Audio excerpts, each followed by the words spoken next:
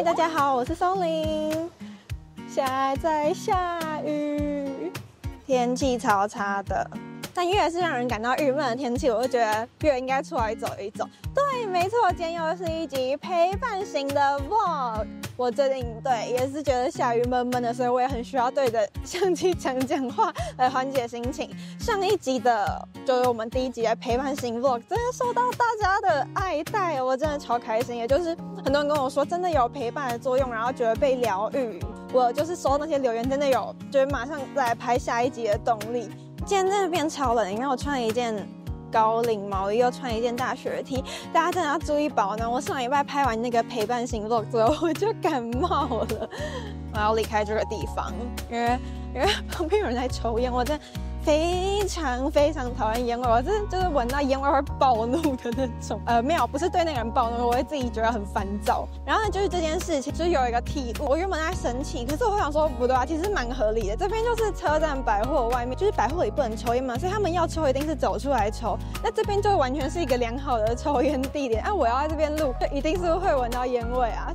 那句话叫什么？明知山有虎，偏向虎山行。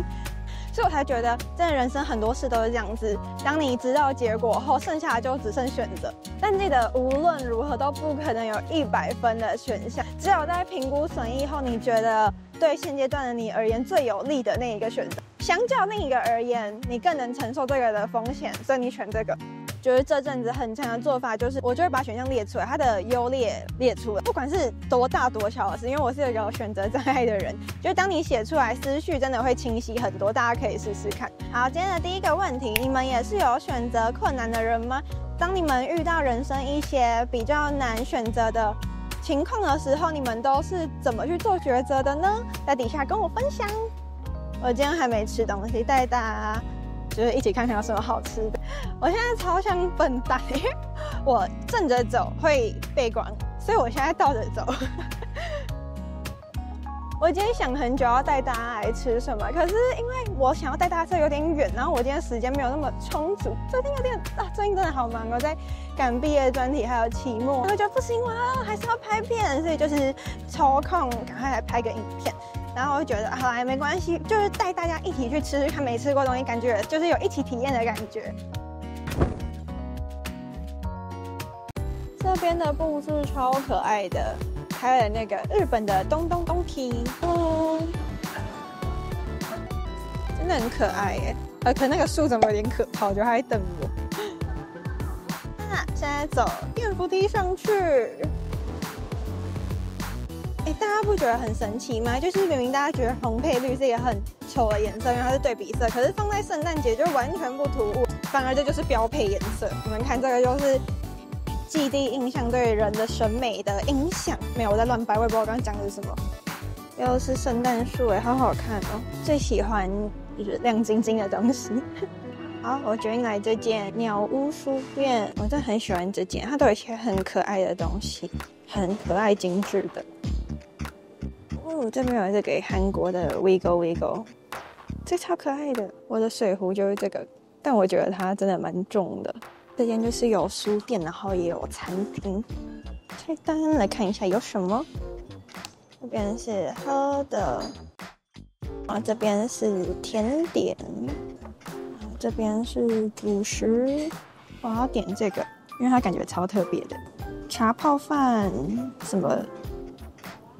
可是这灯光有点地狱灯光，它从头上顺顺的打下来，就会超不好看的。还是戴个帽，这样子拍就不会不好看的，把那光遮住。可这样会很像怪人吗？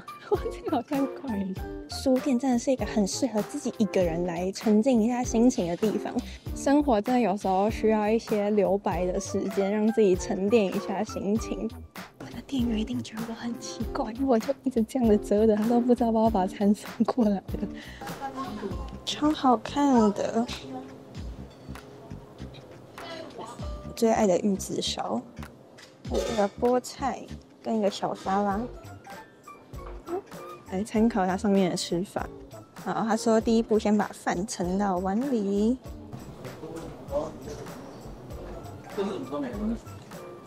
我蛮喜欢这个吃法，就是柠檬跟盐，然后加这个粉上，然后有一种很清爽的口感，就是可以解掉那个天妇罗油腻的感觉。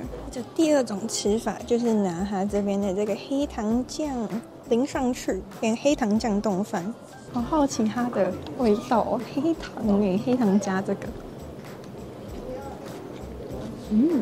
它跟我想的不一样。我刚刚脑中想的是真的是甜的黑糖酱，可是它是有点黑糖香，然后加酱油，会是很合理的，就是酱油加饭，然后它是偏甜的酱料。最后一种吃法就是它变成茶泡饭。我对茶泡饭其实没有什么概念，就好像很小时候吃过一次，因为我记得它是一个很清淡的味道。比起茶，我觉得更像柴鱼高汤味道，还是本来茶泡饭就是柴鱼高汤。我记得我小时候吃到真的是没有味道的茶，然后那时候就觉得茶泡饭是这样子。跟你们分享一个很有趣的事情，就是我发现自己的口味真的变很多，而且我最近越来越趋向于清淡的趋势。因为我小时候真的我觉得很重口味，就小朋友很喜欢吃零食啊，吃油的、炸的、甜的。不知道从什么时候开始，我突然不太吃零食，然后就开始会觉得某些炸物很油，或者是会觉得什么东西太甜，然后我天哪，我什么时候变这样子？可是不是就是意识到说要顾身体健康，上也有，就是不是主要因为这样，单纯口味变了。大家可以来底下跟我分享，你们觉得自己现在的饮食习惯跟小时候有差很多吗？然后你最喜欢酸甜苦辣的哪一个味道？就我刚才想这个问题，我发现我有点答不出来，就是每个味道都有它好吃的东西。像苦，我就很喜欢吃苦瓜炒蛋或苦瓜排骨汤，我觉得它的苦是有一点香的那个成分在里面。然后辣我也很喜欢，就是像尤其是花椒那种可以增添香气的。我觉得我自己好像没有说特别偏好哪一个味道，可是我很喜欢咸甜交替的吃，就是我喜欢这种很多变化的口味。吃完了，好，现在去下一站。最近已经12月了，我有一种就是长越大时间过越快的感觉，然后也有可能是真的事情很多，所以每次都在排好几个月之后的行程。而且我跟你们说，我真的是一个很容易感到焦虑的人。其实时间还很够，可是我自己会觉得还有好多事情我做不完。但我觉得对于我而言，已经比以前好很多。我找到一个最有效的方法，就是我会把我要做的所有事情列出来，然后写明确的就是 deadline， 就是这可以让我比较安心一点，让我知道说其实是来得及的，其实你现在是可以睡觉的哦。因为现在快期末了嘛，然后也快年末了。如果你们就是觉得事情多到压力很大的时候，不妨把它写下来看看。然后你们可以在底下跟我分享，你也是很容易因为压力大、怕事情做不完感到焦虑的人吗？你最近在忙什么呢？就是无论你们在忙什么，都希望你们可以顺利完成。没有，对，一定会顺利完成的。现在去买个甜甜的东西来吃，不然感觉这集太少内容。天人茗茶双擎超好吃的，这个双麒麟，我超爱铁观音，铁观音超好吃。就是我每次这样拍影片的时候都没有一个安身立命的地方，怎么会挑一个不能单手吃的东西 ？OK， 我找到一个好地方了。你们马路边，你们应该也会时常看我在马路边吃东西，这有点可怜。哇，好冰哦！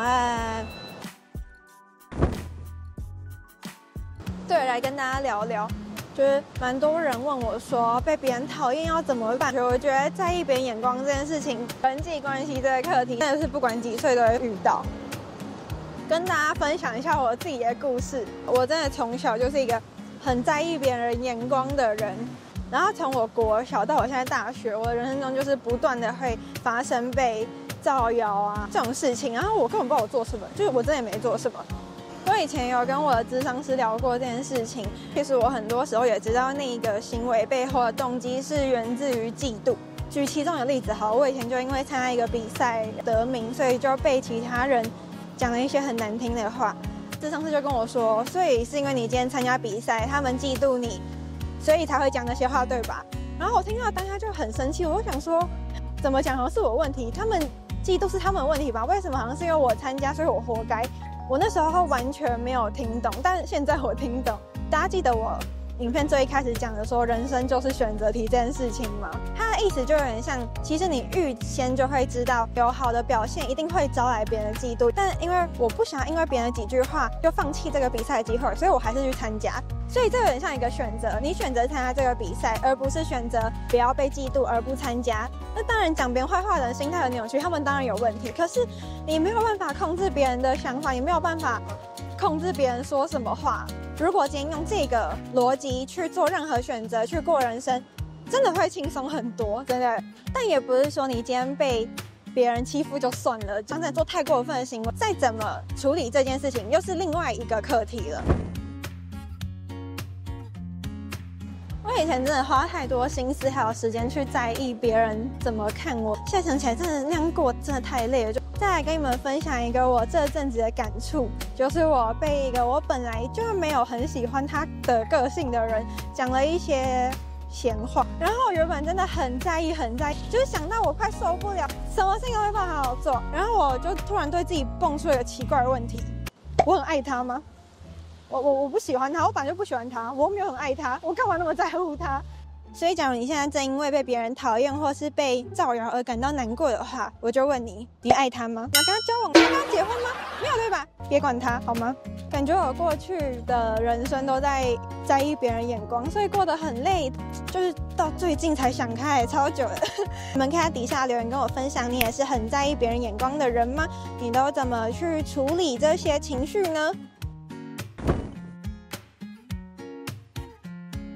希望这支影片就是也有带给你们一些东西，因为我这个聊天的主题真的是想到什么讲什么，都跳来跳去。我其实不知道这样的方式到底好不好，就是大家可以给我任何对影片建议，我真的蛮需要的。然后喜欢我的影片，记得帮我按赞、订阅、分享，很欢迎你们分享，可以在 IG tag 我。那我们就下一支影片再见啦，拜拜。